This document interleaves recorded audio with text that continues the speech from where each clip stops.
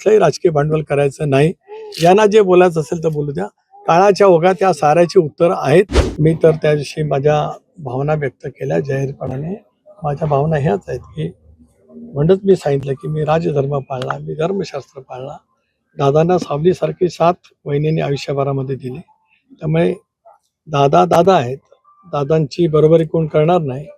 पण दादांच्या विचारावरती त्याच पद्धतीने मार्गक्रमण करण्याचा आणि विशेष करून एक कुटुंब म्हणून सर्वांना सावरण्याचं, धीर देण्याचं, धीरोदात्त पद्धतीने स्वतःवरती प्रसंग आलेला असताना बहिणी ज्या पद्धतीने करतात, आम्हाला सर्वांनाच बहिणी ह्या दादांच्याच ठिकाणी आहेत. आम्ही त्याच पद्धतीने मानतो आहोत.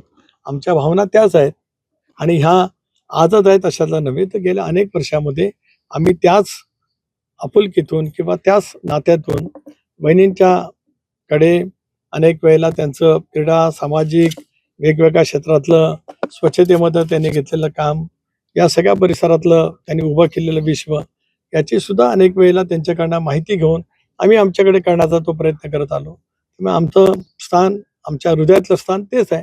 राज्यसभा कोणाला पटेल यांना पूर्णपणे माहिती होती असा दावा शरद पवार गटाच्या एका बड्या नेत्याने केलाय. जाऊ दे कोण नेते काय बोलतात, मला सगळं माहिती आहे.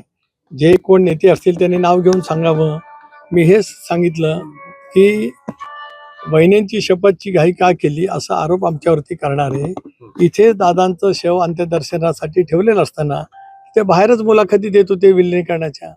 पण त्यांच्यापैकी कोणाच्या तोंडून वहिनींना उपमुख्यमंत्री करा, विधिमंडळ पक्षाचा नेता करा असं कधी कोणी बोललेलं नाही. आपण आठवा, त्या प्रत्येकाच्या मुलाखती याच परिसरात झाल्यात. या दुर्दैवी परिसरात या इथेच त्या दिवशी दादांचं शव पहिल्या दिवशी होतं, दुसऱ्या दिवशी अंत्यविधी या ठिकाणी झाले. तिथे झालेल्या मुलाखती आपण सर्वांनी मिळून पाहिल्यात. त्याला कुठलाही त्यांच्यापैकी जे स्वतःला वरिष्ठ नेते समजतात त्यांनी विधिमंडळ पक्षाच्या नेतेपदी बहिणींची निवड करावी असं कुठं त्यांच्यापैकी कुठे बोललेलं ऐकिवात तरी माझ्याकडे नाही.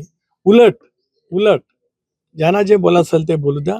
त्या 2-3 दिवसामध्ये कोण कुठे काय कशा पद्धतीने बोलत आलं त्याचं नक्कीच योग्य वेळेला, कारण आज तो क्षण नाही. आज इथे येणं आणि या समाधी स्थळासमोर नतमस्तक होणं, ह्या गेल्या 40 वर्षाची सावलीसारखी साथ मला दादांच्या समोर देता आले. तिथं नतमस्तक होणं हे माझं जीवनातलं कर्तव्य. त्या भावनेतून या ठिकाणी आलो.